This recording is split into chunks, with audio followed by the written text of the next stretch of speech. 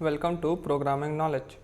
So in the previous video we started discussing about stateless widgets, material app and the text widget, and we passed this text widget as a parameter to this home argument, and then when we were running the application we were getting the text in red and it has two yellow lines below it. Okay, and this generally happens when there is some error in the code.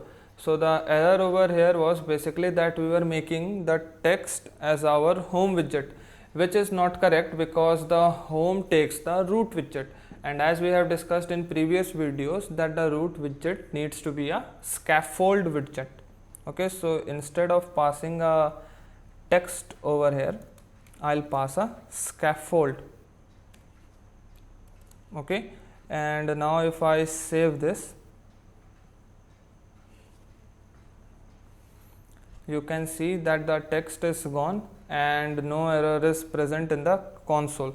Okay, so now let's add some widgets on our screen, and the first thing that you will see in maximum mobile applications is an app bar. So to add an app bar, we write app mark the small a app bar, and it takes an app bar widget. Over here the A is capital.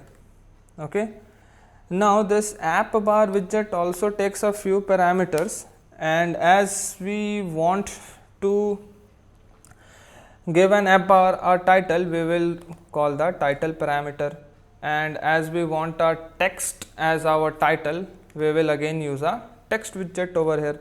And as we have discussed in the previous video, that text takes a string over here which is compulsory to give. Okay, and that is also verified. When you hover over it, you can see that the documentation says that it takes a string data which is compulsory, and then all the other values are inside curly braces. That means they are named parameters and they are not necessary to give. Okay, so now let's give this programming knowledge. Okay, and now if I save this, I'll be able to see an app bar with the text programming knowledge on it. Okay, and here you go, you see you have a text programming knowledge, and this blue section is your app bar. Okay, and now if you are wondering where did this blue color came from, as we have not discussed or not specified any color over here, so let me tell you that blue is the default color in every Flutter application. Okay, but if you want, you can also give a custom defined color. Okay, so to give a color you need to come out of the text widget, okay, but be inside the app bar widget and then call the property background color. Okay, and then the background color takes a parameter called colors. Okay, so now colors is an enum, okay, that has a collection of colors which is prefabricated with Flutter. And if you don't know what is an enum, then that is not a problem, as we will discuss about enum in great detail in our upcoming videos. Okay, so for now let's just say that colors is a keyword, and if we hit dot, then you can see all the colors that this colors enum has, or that means the colors which are fabricated by Flutter. Okay, so let's say I choose red. Okay, so now my background color is red, and now if I again save this and go back to my application, you can see the app bar color has changed to red. Okay, then the next thing over here is, okay, before moving to the next thing, you can see that all the code we are writing, the maximum code, is written in a single line. Okay, and it is not very much formatted. Okay, so to format, you can give spaces manually here and there, give enters, press enters here and there, but there is also a shortcut. We can use a keyboard binding that VS Code provides us.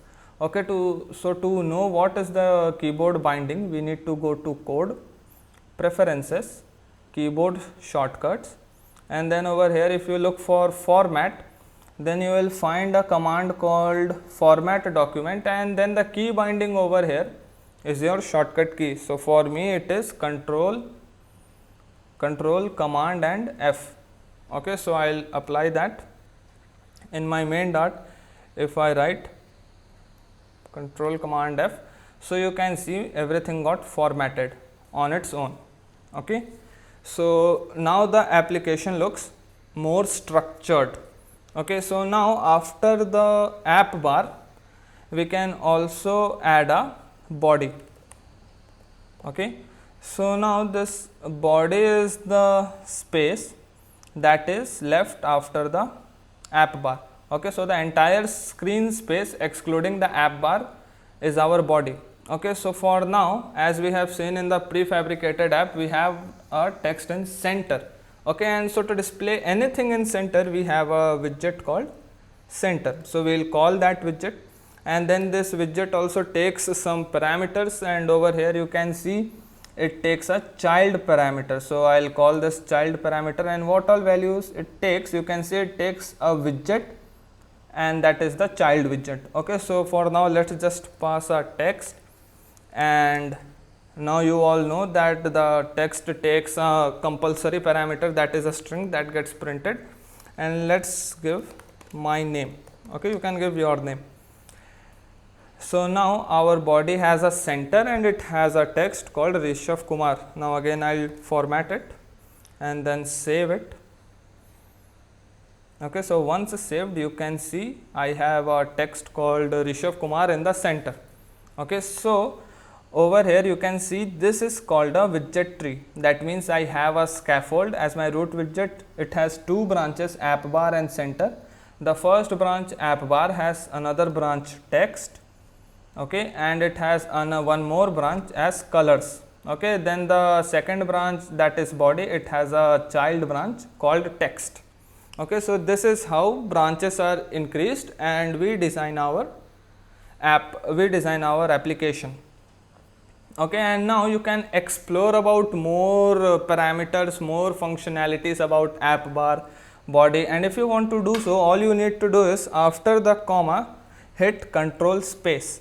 Okay, and then all the values that it takes will be available to you, like the center takes height factor, key and width factor. And in the app bar, if we hit control space, you can see it takes an actions icon, theme, automatically imply leading, bottom. Okay, so these are some functions that you can, if you will hover around, then you will be able to know what it is about. So suppose if we choose bottom, and if we hover around bottom, so then you can see this widget appears across the bottom of the app bar. Okay, so for now let us try adding an icon and see where it appears. Okay, so to add an icon, we again call the icon widget. Okay, and then this icon widget also takes an compulsory parameter, and that is an icon data. Okay, so icon data is not something that we need to worry about, that is present in icons enum. Okay, so this is also an enum, and we will study about enum. For now, enum is icons is just a keyword, and if you hit enter, you will be able to see a lot of icons that it has. And for now, let us just say add. Okay, which is the plus sign, as you can see over here. Okay, and now it is still giving an error, and if you peek on the problem, it says the argument type icon can't be assigned to a parameter type preferred size widget. Okay, so this means that we can't give an icon to the bottom. Okay, but that is not the problem over here. I just wanted you to know how to explore all the other things that it has. Okay, and so you can do that now. Okay, and then we will add the floating action button and some functionality to this application in the next tutorial. Thank you.